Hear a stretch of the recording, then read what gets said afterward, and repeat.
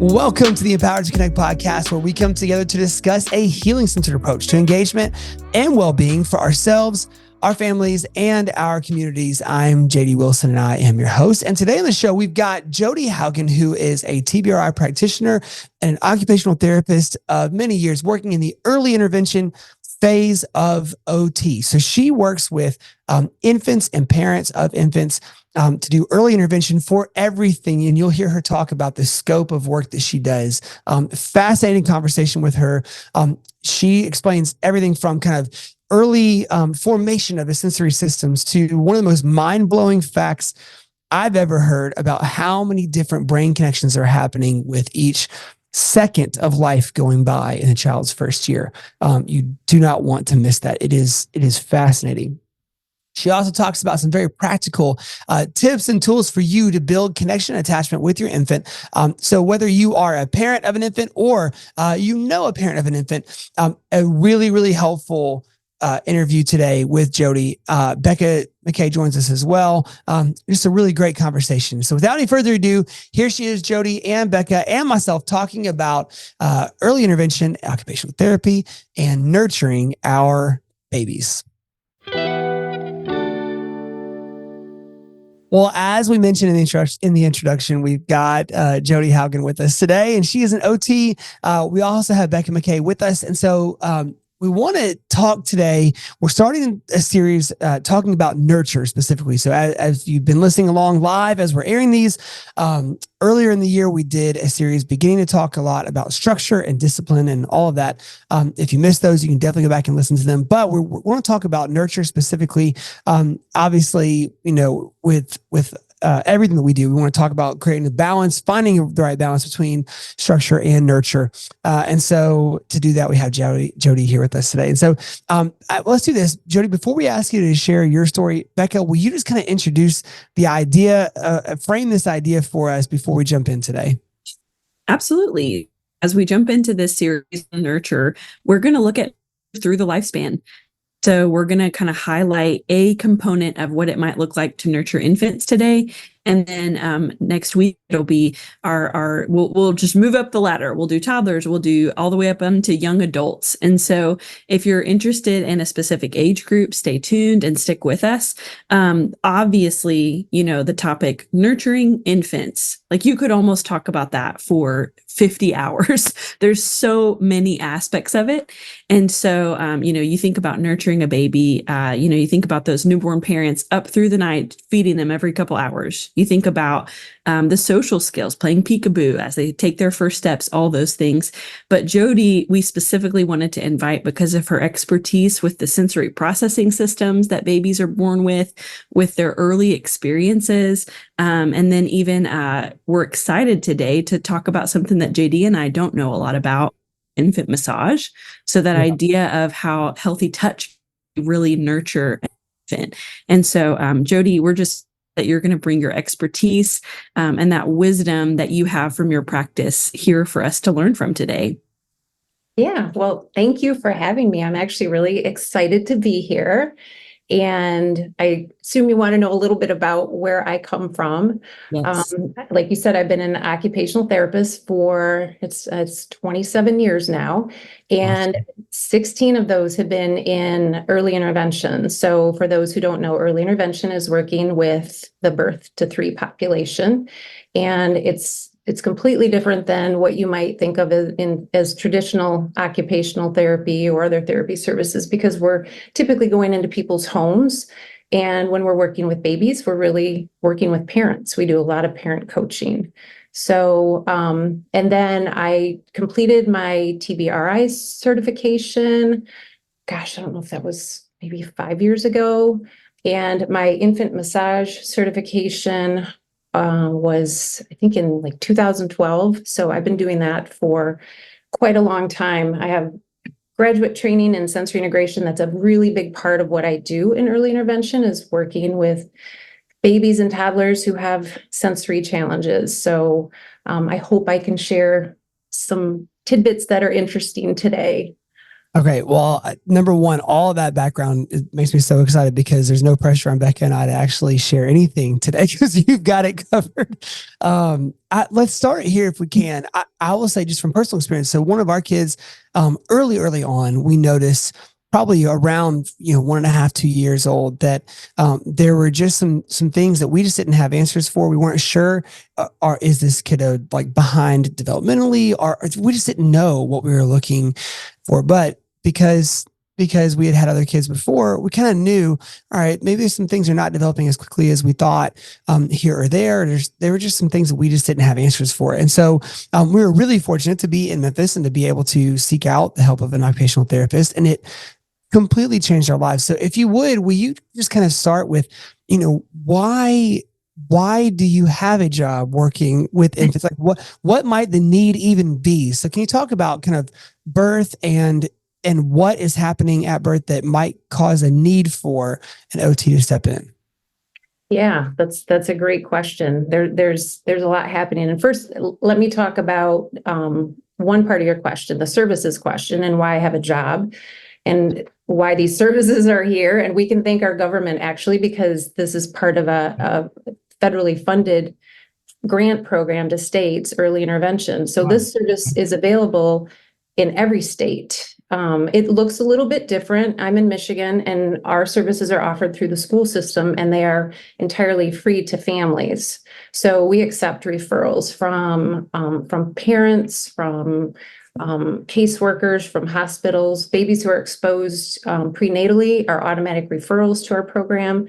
Okay. So as far as getting support, parents should know that early intervention services are available in their state, and they can do a Google search for early intervention, and it should come up with whatever their program is. In Michigan, it's called Early On, but in other states, it's, I think like in Indiana, it's called First Steps. So just varies. But so that's why I have a job.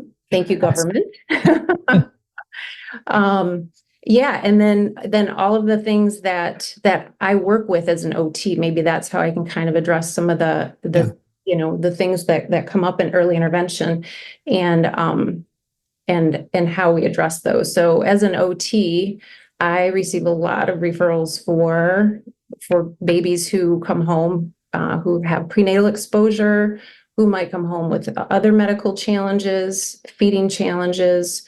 And when you think of all of those medical challenges that happen, those are all, forms of trauma or disruption in how it should normally go when a baby comes home. So those can all contribute to some of the, later developmental delays. So, and then we also have a whole staff of, we have PTs, physical therapists, social workers, speech therapists, and special education teachers who address the needs of the children all the way until they're 3. So, it's a great program that parents, if they have any concerns, I always say I trust parents so much, and I trust I would say if you think it, I think it, because you know your kids better than anybody. A big philosophy of our program is that parents are the best teachers and therapists. So if you think there might be something wrong, then, or that's not quite right, to reach out for help. And this is a great program. Could you maybe share some of the benefits of, I think a lot of parents have kind of a wait and see mentality when it comes to, I think something might be going on, but let's just wait and see. Let's just wait and see.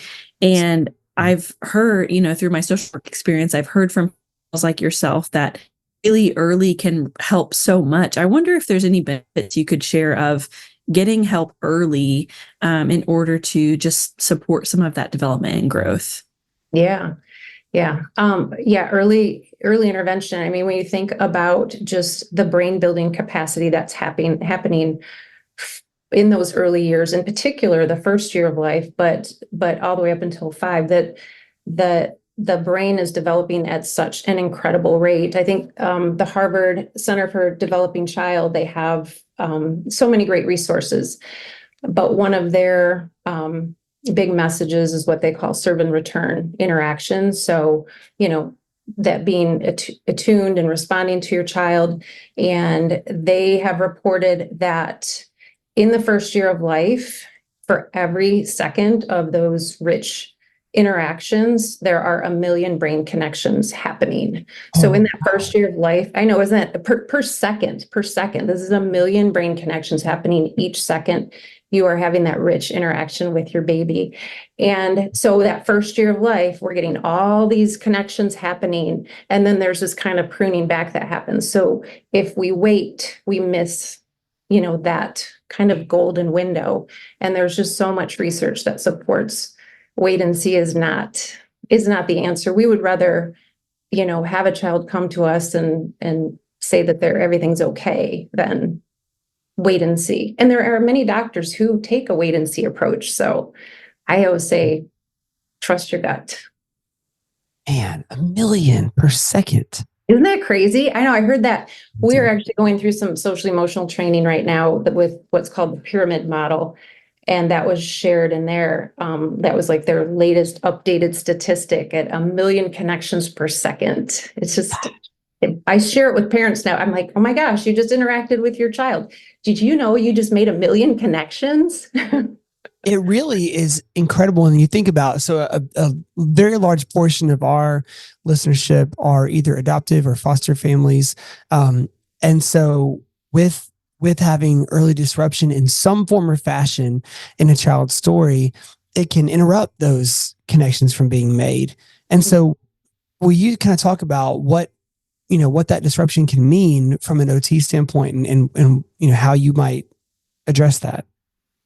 Yeah. So these kids who have like a disruption in that attachment cycle, and they are parents who aren't tuning into that. We do a lot of parent training, for sure, to try and help parents understand the benefit and coaching parents of what those interactions look like. And we might be getting into that infant massage part now that we were kind of talking about earlier as one of the tools that we use in early intervention, or I use as an OT working with families, that I find can be really beneficial to not just, provide this super powerful sensory input, but also this, this back and forth interaction that builds brain capacity. So that's one tool we definitely incorporate with every family. Okay, so let's get into infant massage then. And let's talk about why, what first of all, what the need is for it. And then would you mind getting into the kind of biological weeds with us and helping us understand like the different things that are happening in the sensory systems in infant massage? Sure. I certainly can do ask questions if I'm missing anything. But so, and people probably understand what massage is because most people have had a massage, and when we're talking infant massage, it's applying that to an infant. So it's a form of structured touch. It uses specific methods and techniques and different strokes that can have different effects. But parents should know, aside from a couple of caveats, there isn't a wrong way to touch your baby, short of, we want the pressure to be, firm but gentle. So not too hard, not too soft. I would say it's kind of like a tube of toothpaste. You don't want to squeeze it too hard because it'll shoot everywhere, right? You want it to be just right.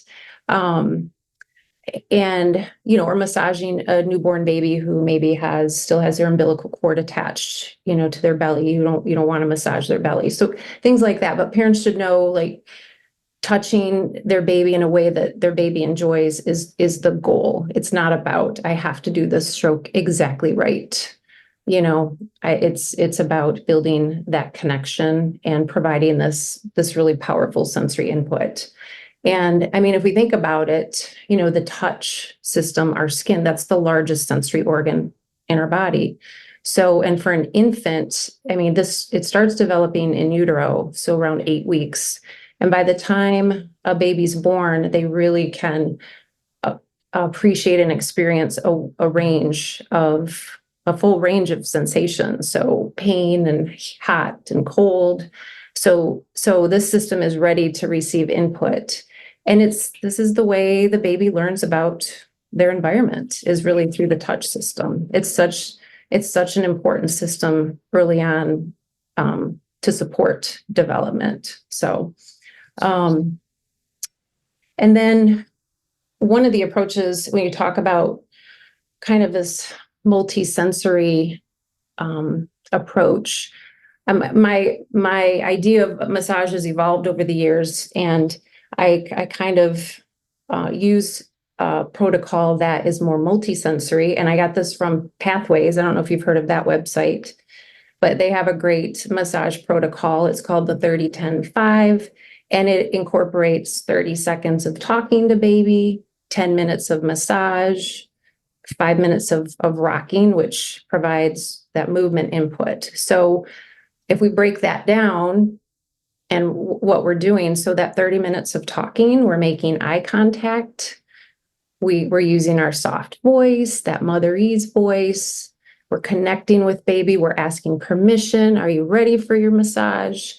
Making sure that baby's on board too. And then we do our 10 minutes of massage where we're stimulating this amazing touch system and still talking to baby if baby can tolerate it. And then we end with some movement input. And that movement input provides stimulation to what we call the vestibular system. And that's the system, I know you're shaking, that's the system in the inner ear that registers movement. So anytime our head moves, the system is stimulated. And this is it's one of our hidden senses, and it's a primary sense. It's necessary for balance and movement later on. So that. And when you talk about that portion of it, are you talking about like holding them up, rocking around, or like kind of sitting them up and moving them around like on a surface? What do you mean?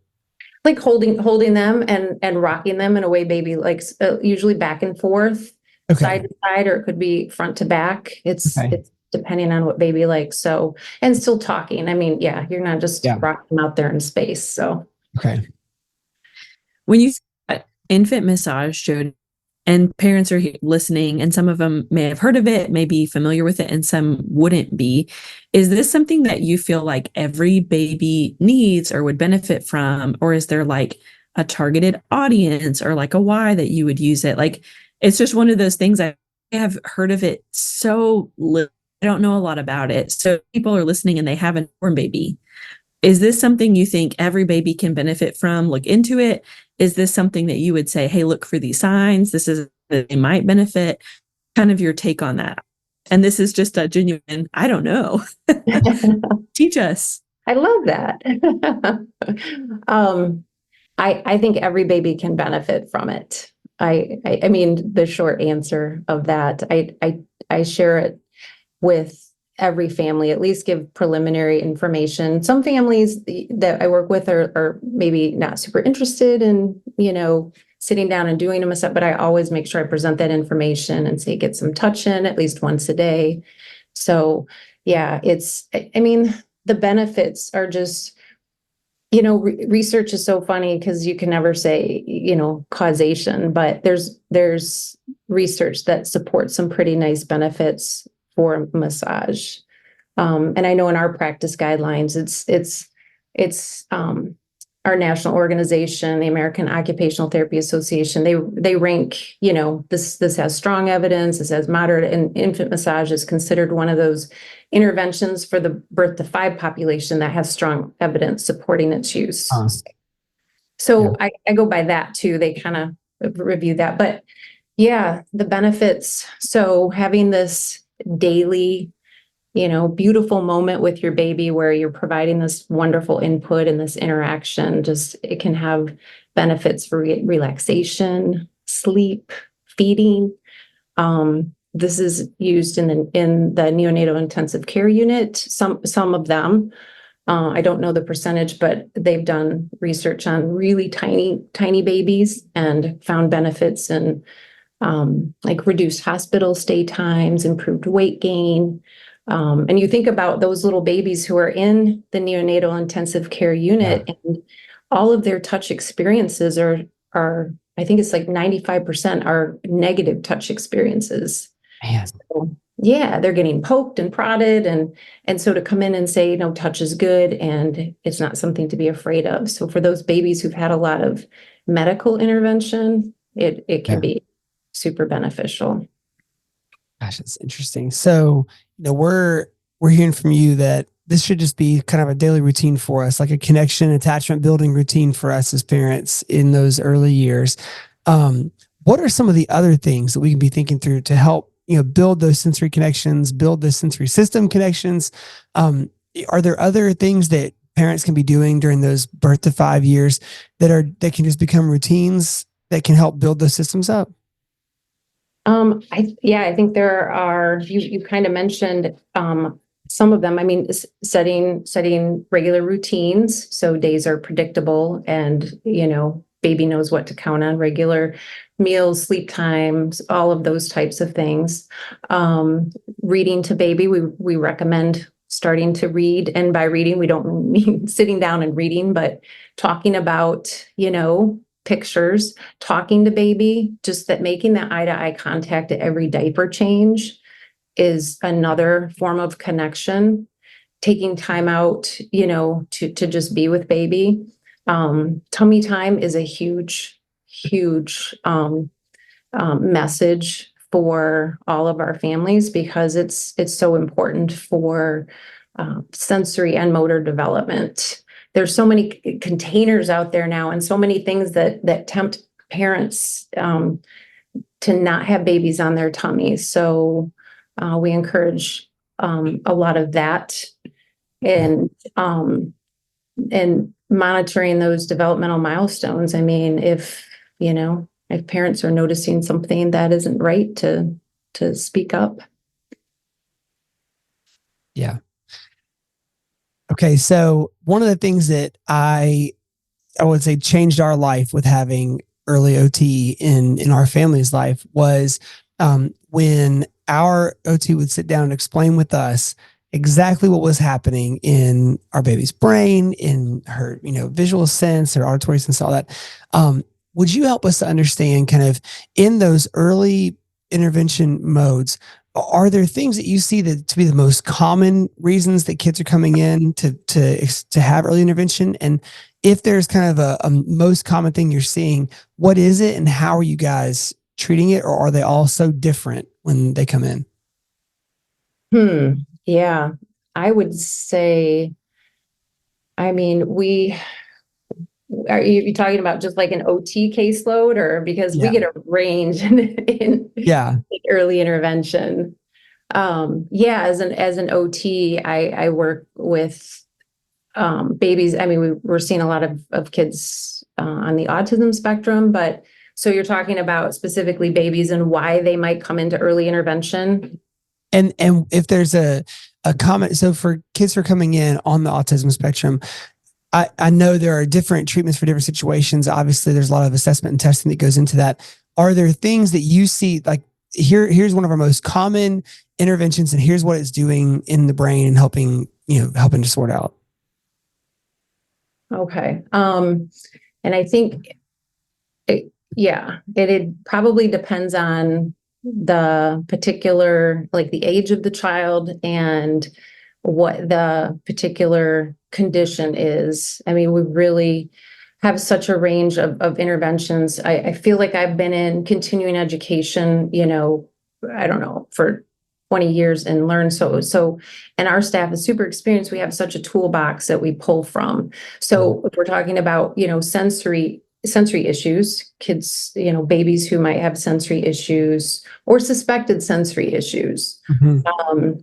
Some of those things we talk about are, environmental modifications, massage, deep pressure, those types of things. And a child with the autism spectrum, we might be talking about like different, it all depends on their sensory needs, but different sensory activities to help, regulate. I mean, sensory is all about, the child getting at the optimum level of regulation so they can engage in the environments and with their caregivers. So I'm not sure I'm getting to your question. Like if I'm answering, I feel like you're trying to get to something. No, I mean, I just like I've always been fascinated by sensory systems and the idea of sensory integration. And so I would watch some of the different therapies that our kids were going through, and I would just be amazed, like, this looks like you're just spinning on the floor right now. And then I would hear the explanation of what was actually happening in the brain, and then see obviously the results of it later on. And I was mesmerized by that. And so yeah, I mean, I'm just fascinated by what OTs do. Yeah, there's such invisible senses, and it's hard to generalize, I think, and be like, this is what we do for every, you're looking at it from, this is your particular child and they have vestibular needs. So we're spinning them, and it's stimulating this part of the vestibular system, and this is the response we're getting. And that's the clinical sensory reasoning that happens. So, and it's so individualized, right? It's so true. Yeah. So I was like, I think he's trying to get at something. No, we just want to pick your brain. It's fun to talk to someone who just has such a depth of knowledge and expertise. I'm wondering, you were talking earlier about how a huge part of your role is just parent education, parent coaching, and just helping parents. And I'm going to say something, don't want us to open a can of worms. So I think technology has changed everything. I think that's fair to say. And some of what it changed. And not asking you to say whether we're not going to take a position on screen time for baby or for parent. But what I'm curious about is, with that shift, you talk about how much is happening as they grow and develop their muscles. All those senses are just growing so much. I wonder, I think back to, are you teaching parents how to play with their baby? And what are some of the lessons that you share? Are you teaching, what are some of those lessons that you're imparting on people that they may or may not know? Because I think on one hand, knows that you should, smile at your baby and play with baby, but maybe people don't know how often they should do that or how much they need. Or so any kind of that you would want to share with people about just taking care of a young baby. What do they need? Parents, what's most helpful, those types of things. What would come to mind with that kind of question? Yeah. Well, when and we're talking about babies here, that's such a good question, and it really is so individualized. But and I agree with you on screen time completely.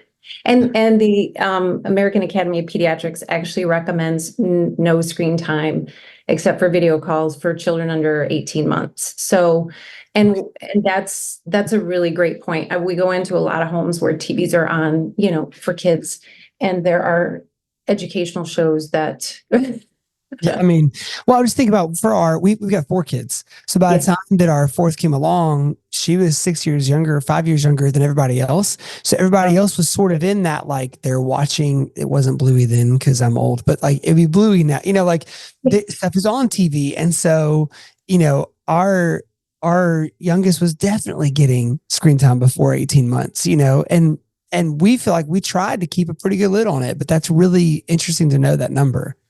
Yeah, and I mean, I don't know how realistic that is in today's age, especially with older kids. Yeah. I mean, it's going to happen, but it's a good idea. We do share that with families about screen time. It's always interesting to try and coach families because you're coming into their space, right? And you don't want to be this person that comes in and tells everything they're not doing. You turn off that TV and So it's really about building a relationship with that parent and figuring out how they learn best. And we really base our program on their priorities. It's not about what I want to accomplish, because it has to matter to them. And if a parent, for instance, and I, run into this older kids who are still on the bottle, they're over 2 and they're on the bottle. And I'm not saying anything bad about that, but because it can be a sense of comfort, it's helping that child sleep, and they are aware of all the problems that it could cause, but they would prefer to have sleep. So it's not up to me to come in and say, get rid of the bottle, because I'm not, it has to be important to them. So, Right. Parent, we're there to support the family. It's not just about child. So sometimes what we might want to do, it's a little bit different than in a clinic. What we might want to do to say support development of that child tummy time, massage, whatever, doesn't happen because the family doesn't have food on the table, or they're not sleeping. Yeah. They have somebody sick in the family. So it can be, it's beautiful because they're inviting us into their space, but at the same time, we don't always get to do everything we want to do. Right. So I guess one thing that I would love to know, as we talk today about this, I think about how many parents you're interacting with and how many you have interacted with over the years. And maybe it's just the list that you just rattled off just now. Are there a couple things that you see that are I've got to share this advice every single time that we have parents come in, not in a shaming way, but just are there some like greatest hits of things that you find you're having to help walk parents through in this idea of making sure that you're providing like a sensory rich environment for your baby early on in life? Yes. I mean, infant massage is definitely one of those. And I'll just start with the babies I work with: infant massage, tummy time, and helping through developmental milestones. The sensory part is introduced, I think, when there are, sensory is really interesting because we all have sensory quirks. Babies can show sensory, needs, but then you talk to parents and you go, how are your daily routines? And they're like, they're great. So it's, sensory becomes a need when it impacts, what you want to do on a day-to-day basis. So those sensory things are introduced kind of on an as needed basis. And not that we don't talk about getting outside. I mean, that's another one is that outdoor time. You talk about screen time, they say nature time. So, and making sure kids have plenty of movement. I mean, as they get older, I think that does become a struggle is parents will, be frustrated because kids are, bouncing off the walls and it's cold outside. And so I am sharing as an OT, that sensory information and the need for kids to move on a regular basis. Especially, those toddler years, they require a lot of movement. So to stay organized. It's so funny when you think about, like I think toddlers take naps. Like that's something that I have nieces and nephews and I'm like, they take naps. But when you just said that, you were saying toddlers need a lot of movement. And I don't think I've ever thought about it that way. So that's a good shift because it's like toddlers need a nap. It's mad at needing a nap, but we do get annoyed. You need to move. So that's how you said that. That was a good point.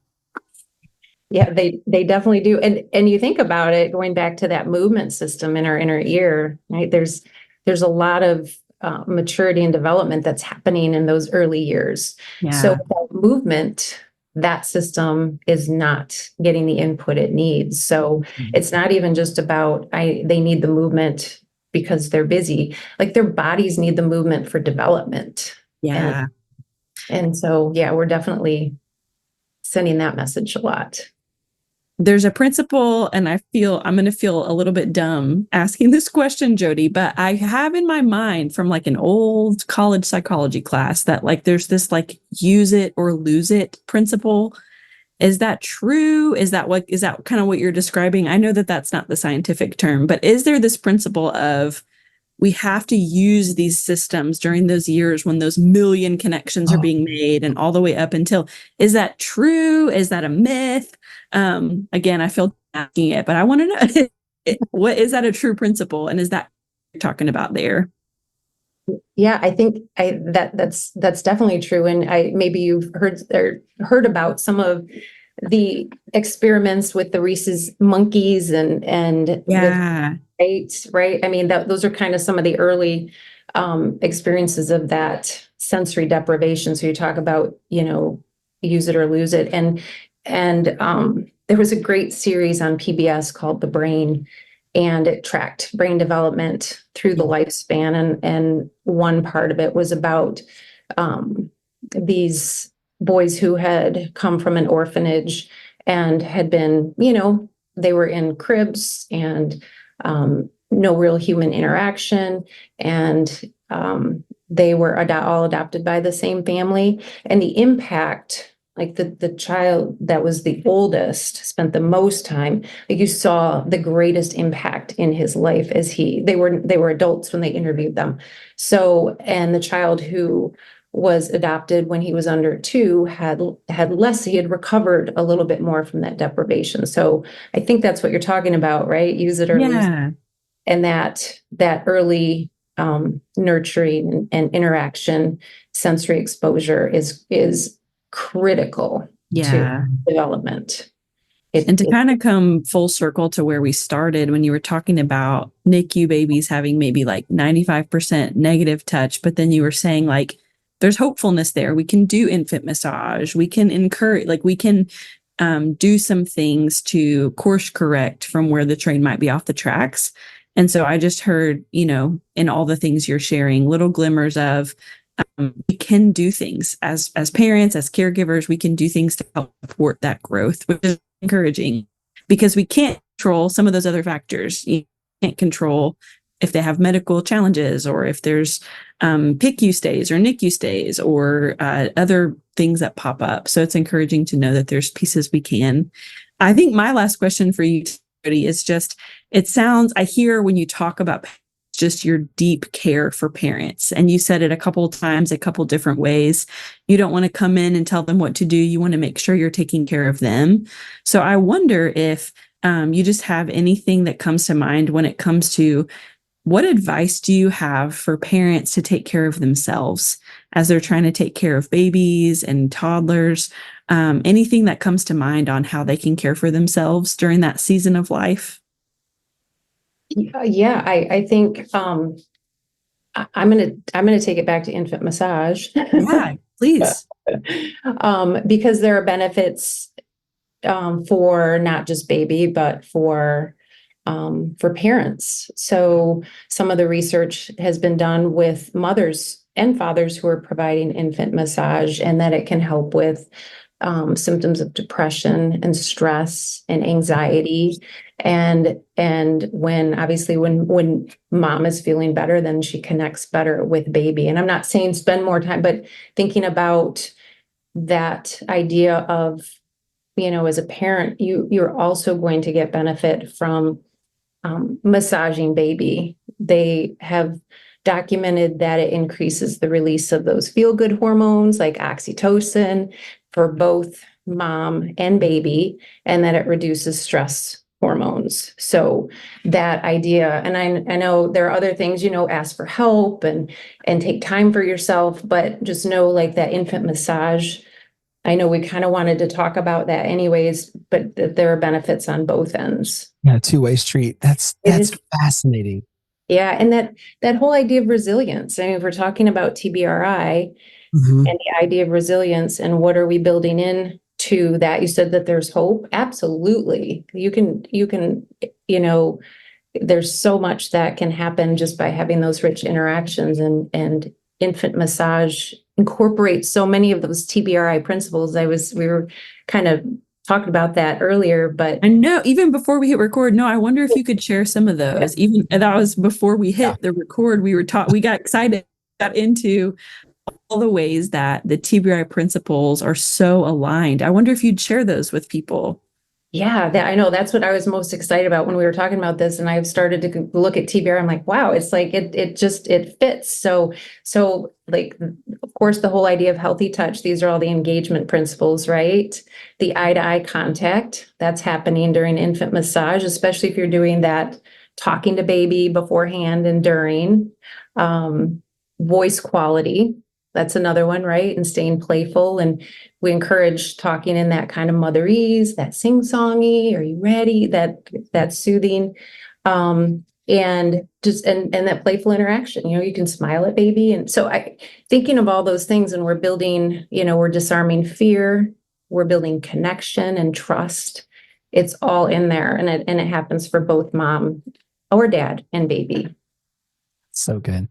I guess before we go, if is there anything else within that world of TBRI, early intervention, that you want to make sure that you cover today or share with parents as they're listening to this, or babies, if the babies are listening to this? And babies, yeah, they might be listening too. I just think if parents are interested in, takeaway messages, if they're concerned, they feel something's wrong, reach out for help. If they're interested in learning about infant massage, there are lots of things on YouTube. Just know you can't do it wrong if you and baby are enjoying it. And it'll try and fit that in, once a day. And to just, if you choose to do that, relax and enjoy that process yourself. So, I think just, if there are concerns, to not wait. Awesome. Jodi, thank you. Thank you. It was Thank you great. for letting us pick brain, and thank you for following. I think we just kept getting it about different tangents. So thank you for following those tangents with us. It's just great to sit with you today and really kind of think about that infant and how we can really be intentional there. So thank you so much for sharing. Yeah, it was great to be here. Thank you for having me. Of course.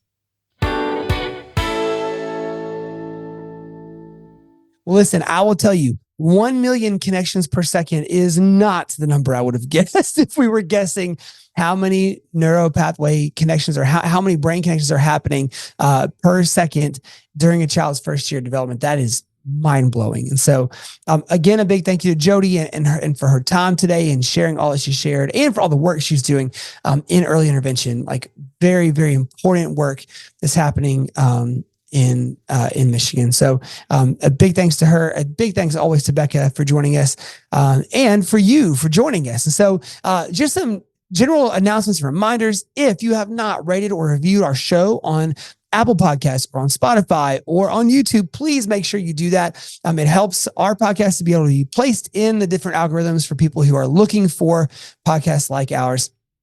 If you've never shared our podcast with a friend or anybody who is also parenting, please do that as well. And so we would love to be able to get the podcast into the hands of everybody who needs it, wants to listen one day. So with all that said, for everybody here at Empowered to Connect, for Becca McKay, for Kyle Wright, who edits and engineers all of our audio, for Tad Jewett, the creator of the music behind the Empowered to Connect podcast, I'm JD Wilson, and we'll see you next week on the Empowered to Connect podcast.